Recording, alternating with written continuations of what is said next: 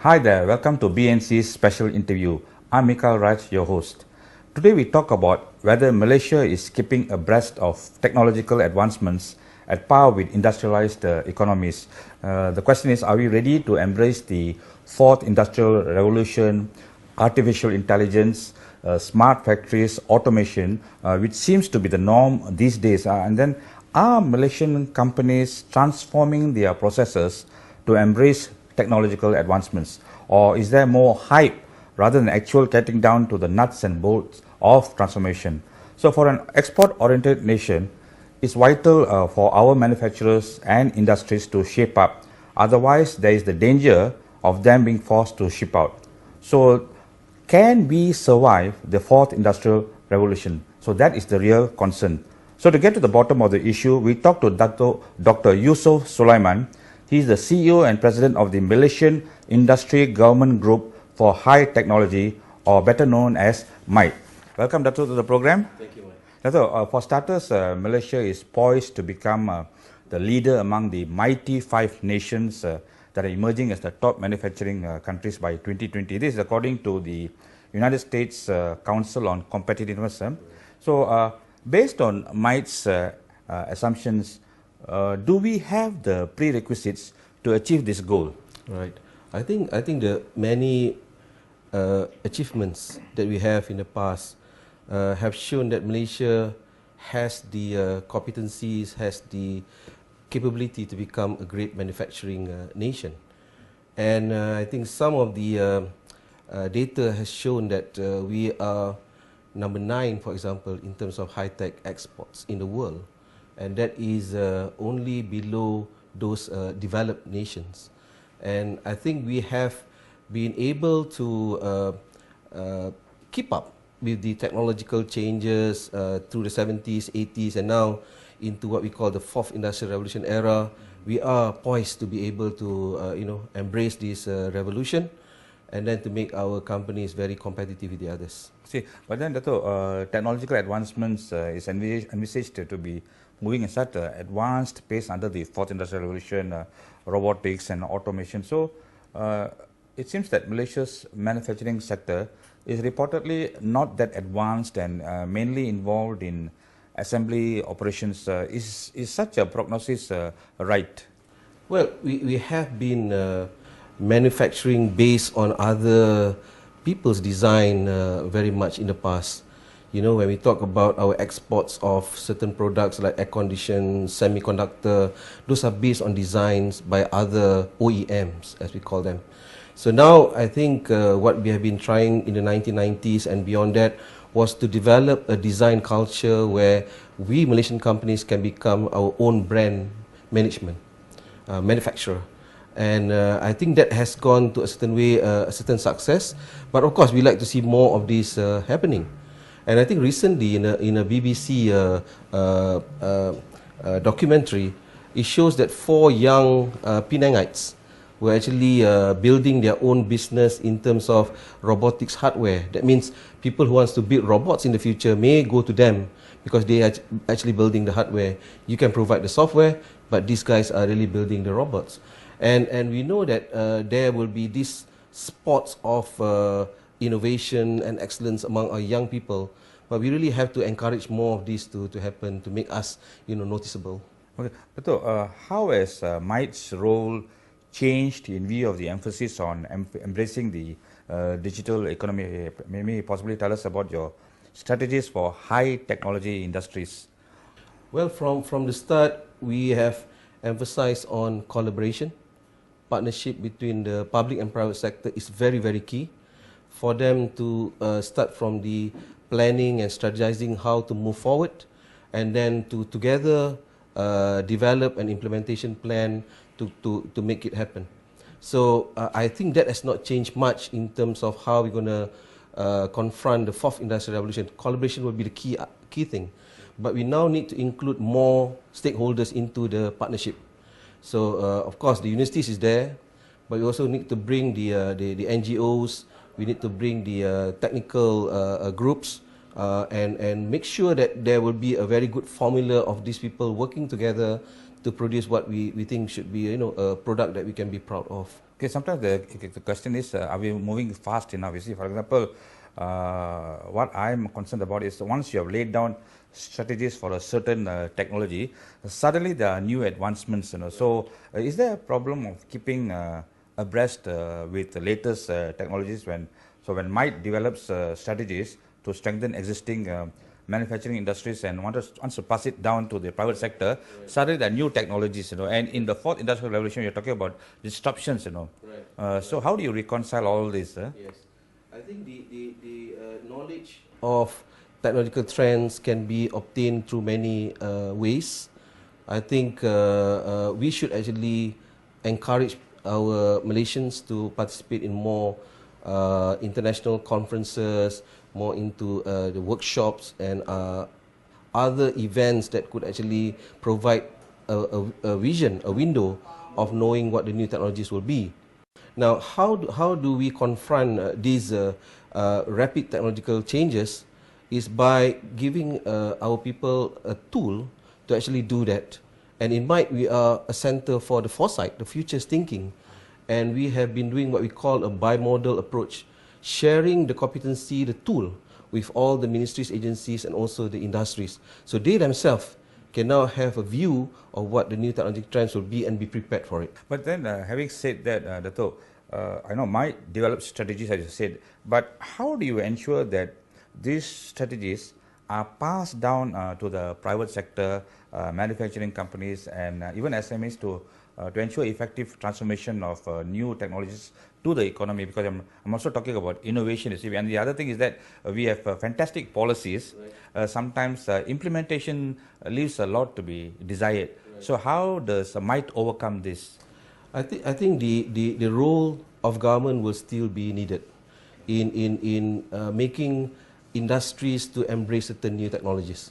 I think that is what we are doing with MITI at this time in developing the Industry 4.0 roadmap, which is to redefine government's role in the era of this digitalization, because it's going to be different. You remember the case of Uber and Grab Taxi? Our response were quite indifferent, but it creates issues if we do not confront this technology very, very quickly. Saying that, I think the private sector has to look at what will be key that will be able to make their operations more efficient and to get them closer to their customers. So let's say blockchain technology, which is talk about in terms of cryptocurrencies, Bitcoin and the likes. But blockchain has also a good platform for companies like airlines to use it to make sure that their maintenance record are kept, in security and in a very credible form, so that when an accident happens, these records can be retrieved credibly. Because in the blockchain technology, you cannot change this kind of thing without affecting other people. So same thing with other companies which are involved in supply chain management. Again, this technology are going to be very useful for them to use. So what I'm saying is that when we look at this kind of technology, it does not necessarily mean that it has to go all the way to government. It can go directly to the industry. You prove a point that they can actually save money, they can actually benefit from it, they will actually embrace it willingly. Because you said you work with MITI and all that, Right. and I understand that Khazanah is looking to blockchain technology and study and things like that. So some of the the concern is that, are there too many agencies involved? Will there be duplication of resources as far as technological advancement is concerned? Right. I think you may see us as a facilitator. I think the more facilitation, the more industry will be able to understand the technology and to use it. What we call sandboxes. I think what we are doing is that we approach the industry and look at what their needs are, and then try to complement that with the right relevant technology for them to use. So if they are feeling that the technology can actually help them, then we will go in. But if there are more people doing that kind of facilitation job, yeah, it looks like duplication, but it's good that every industry is getting the kind of awareness, the kind of inputs that they need to actually see whether that technology is useful for them or not. Okay. So can you give me let me give you an observation of Malaysia's technological situation. A survey including recommendations released by the Malaysia's Global Science and Innovation Advisory Council cited shortfalls in talent and direction, and a general lack of awareness about the profound industrial revolution underway worldwide as among the top concerns of senior business and government executives assessing Malaysia's readiness for Industry 4.0, so the automation and digitization of industrial process through robotics and other emerging technologies. So the question is, how do we overcome these weaknesses within a short period of time when technology is moving so fast? Right. I think, Michael, Mike, the idea of talent mismatching has always been around, and it's not only a problem to Malaysia but a problem to other parts of the world. That the graduates that we produce, whether they'll be able to work in the companies, doing the things that the company want them to do, whether they're ready to do that. I think Malaysians, young graduates, have a lot of advantages in terms of their language, in terms of their trainability. I think that's one keyword that we need to actually push. That even though the talents are not necessarily automatic, but Malaysians are able to be trained and they become excellent workers for many of the multinational companies.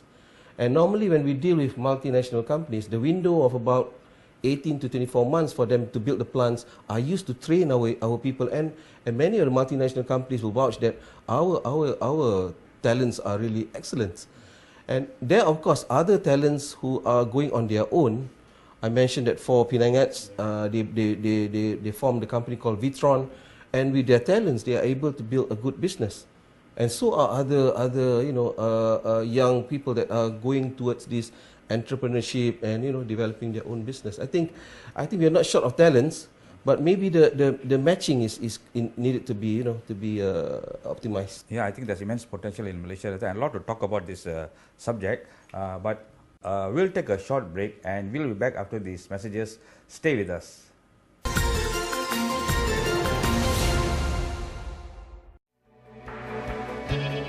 Brings you the latest in current affairs, lifestyle and entertainment, as well as one-on-one discussions with fascinating personalities.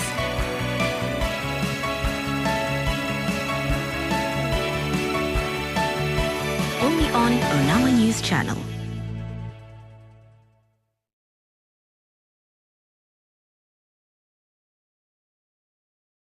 Accurate, legitimate, and packed with information. First on site with reports from across the country and around the world. Be in the know through Bernama News Bulletins. Only on Bernama News Channel.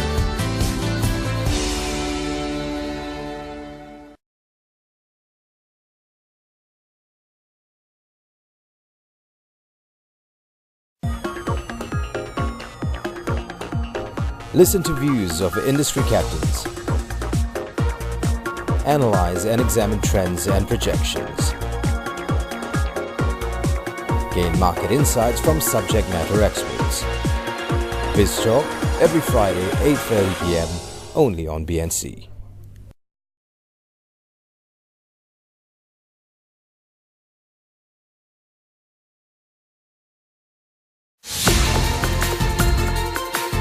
Gain insights from the people with the capacity to translate vision into reality. Interviews with corporate leaders at 8:30 p.m. Monday, only on BNC.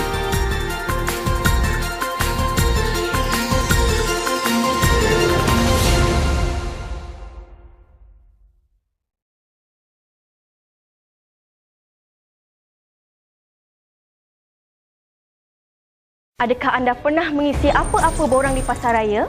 Atau adakah anda pernah mengemaskini profil anda di media sosial? Jika begitu, anda baru saja berkongsi data pribadi anda dengan organisasi dan anda melakukannya setiap hari. Dengan adanya Akta Perlindungan Data Pribadi 2010, iaitu Akta 709, anda boleh memutuskan dengan siapa data pribadi anda boleh dikongsi dan dizahirkan agar tidak disalahguna.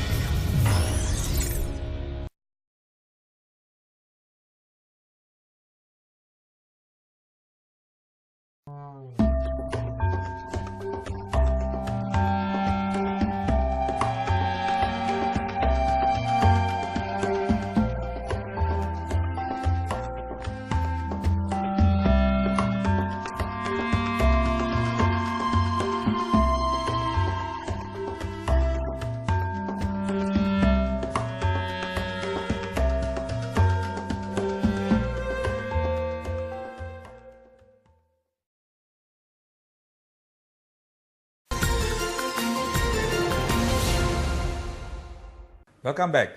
Dato', I understand that MITE is celebrating its 25th anniversary. Yes. So, Dato', what are your expectations for Malaysia for the next 25 years? Right. And perhaps you can take us back to the 25 years, your achievements as far as your contribution to the Malaysian economy is concerned.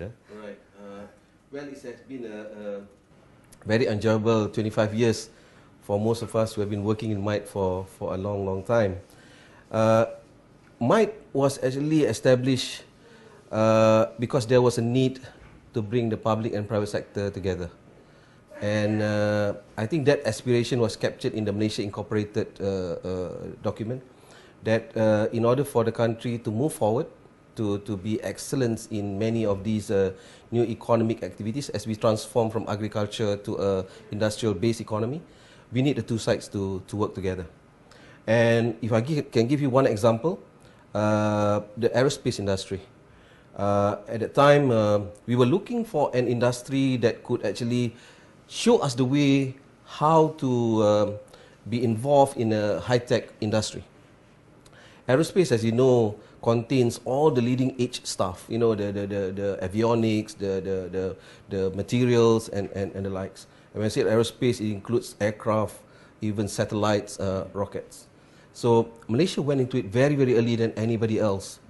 And to you know, not to be too brazen about it, when we started in the 1990s, we were almost zero in terms of our revenue. Now it's 20 billion ringgit per year, and we are a preferred supplier to both Airbus and Boeing. So if you travel on an aircraft, whether it's Airbus or Boeing aircraft, there's Malaysian parts in the fuselage and also in the wing section. So that's something that we are very, very proud of, where we came from and then where we are now. So I can replicate that over many industries, whether it's automotive, pharmaceutical, biotechnology, and the likes. I mean, those are the areas that MITE has been looking at for the last 25 years. But you asked me, how do we go from here? And we talked earlier about the fourth industrial revolution. That brings a lot of opportunities actually for us. You know, in the areas of robotics, AI, artificial intelligence, and big data. But I also cannot forget that the technology is not only for big companies or high-tech companies. It can also be applied in areas of agriculture where the public, the societies actually can taste the technology. One of the successful projects that we have done is actually to help a company transform waste from paddy into something which is now being exported to Europe. You know, rice stem are being processed and made into biodegradable packaging materials and exported to Europe, exported to other US, United States, and also to Australia. Why? I think that is very, very important for us to see that technology does not only involve companies but also can reach the everyday person, the farmers and the likes. And through this project, while before farmers used to burn the rice stem and whatever the waste are, they are now selling it to this company and getting supplementary income. So high tech is really not just about, I mentioned earlier about aerospace and the likes, but it's also to be used to improve the living standards of our rural population. I think basically you touched on even micro entrepreneurs and the SMEs and things like that. But how do you go about increasing the productivity of small and medium-sized enterprises or even micro entrepreneurs when their major complaint is a lack of funds and they have to contend with rising cost of business and raw material? And when you mentioned agriculture, cost of agriculture is very high. You know, so how do they counter all this? You see? Right. I think small medium enterprises are really the engine of the economy. Many innovations and creativity actually comes from the small medium enterprise. One of the things that we have been working in MITE is looking at the small medium enterprises in the rail industry. As you know, government is going to spend about 200 billion ringgit in developing almost the rail infrastructure in Klang Valley and beyond. And what we have seen is that the small medium enterprise are being sidelined in terms of business opportunities. You're talking about the rail sector. The rail sector, small medium enterprises, and the SMEs in rail are not lack of funds, but they lack visibility. they lack the ability to negotiate with the big OEMs like Bombardier and Siemens and the like. So what we have done last year was we bring together all the SMEs and we said, now let's establish a consortium which will represent all your interests by this one platform. What is the progress update for this consortium? So we call it the Malaysia Railway Industry Consortium. And now he has generated billions of business ringgits for the small medium enterprises just by being visible. So now that they have established this ability to get the contracts and the business, we are moving further ahead so that this consortium can actually become a nationalized company, the likes of the Korean Rail, Korail, Japan Rail, that could actually benefited from all this business that Malaysia is creating, and then to pass down to all the small medium enterprises which will benefit. So would they be involved in the LRT, MRT or the ECRL or the HSR? All the programs. So we want to make them visible at a higher level so that the kind of business that they will actually attract will be all those big modules that they can now work together between them. Because all these 30 or 40 companies which is now under the consortium have different competencies in different systems, signaling, in maintenance. So once you bring them together, they can provide a very good value proposition. So they supply parts and systems to the rail technology? Yes. Okay. Yes. But Datuk, one of the challenges is that Malaysia is over-dependent on low-skilled foreign labour in the manufacturing sector. This is a complaint for so long, and there seems to be no definitive move to address this dependence on low-skilled foreign labour. So how are we going to actually facilitate the transformation to automation and the fourth industrial revolution? Right. I think it's going to take a total group effort from everybody, government, private sector and the rest. Because to do that, Mike, we have to push our concentration on the manufacturing, mere manufacturing and fabrication activities to those that are more towards design, research and development, and also towards the supply chain. So then you actually need a higher level of expertise and specialization. And this actually will also attract higher wages for the people. Now, because the things that we have been doing in the past have been merely, fabricating other people's design products, that we are seeing more of that, around. But there are slowly companies that are doing design. They are doing a lot of research that is coming up, and I think we're going to see more of these talents actually being working at a higher level of competencies and specialization. And I know one company in Cyberjaya which is doing design for the automotive and the rail sector, and they are employing hundreds of engineers to do this.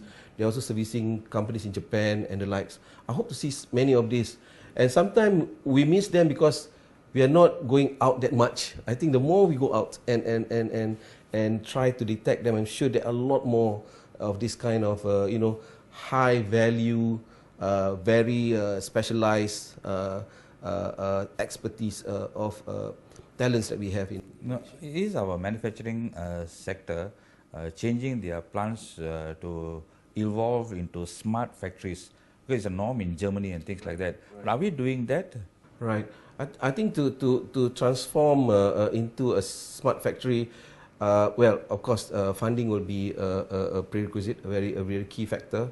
And I think this will mostly be in the realm of the larger companies.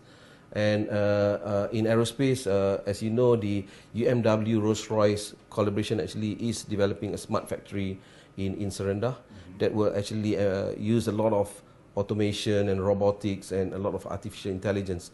I think the SMEs will require more support from the government in terms of sharing facilities, a lot of centers that could actually do most of these things in a shared manner. And I think as people are open to this kind of technology, it will actually be more massive. But the important fact about this development is that if robotics and 3D printing, for example, are the norm, then it will sort of level the playing field for everybody. Because if China used to be very low cost because of their low cost labor, but once they embrace automation and everybody embrace automation, everybody's on the same level. So we can compete in terms of quality and other things rather than cost. Okay, talking about disruptions by the fourth industrial revolution, there's a concern that robotics and artificial intelligence will lead to unemployment among our people because we're still holding on to traditional ways of doing things. So is there a real concern, people being laid off? I think this thing has been hyped a lot, and yesterday I was in Kota Baru visiting one pharmaceutical company. They are very automated, but there are still jobs that can only be done by human. One of the things was to check the purity of their saline product, which is actually using the human eye, which machines cannot do. So, but slowly, as machines learn and become more adaptable to this kind of activity, they will be replacing the human. But human will be used somewhere else. So it's just, I think, a transfer of the skill sets, the transfer of the need for this kind of manual human touch is going to be still there. So for the job loss, there will be new jobs created. I think there will be a balance somehow. Okay, thank you, Datuk, for your insights into Malaysia's preparedness in embracing high technologies and what industries need to do. We cannot deny it's going to be the survival of the fittest, especially those who adapt to changes. We have the potential, and the private sector, I think, needs to pull in the same direction to take Malaysia's economy to a higher level of technological advancement. That's all the time we have today. Until next week, bye for now.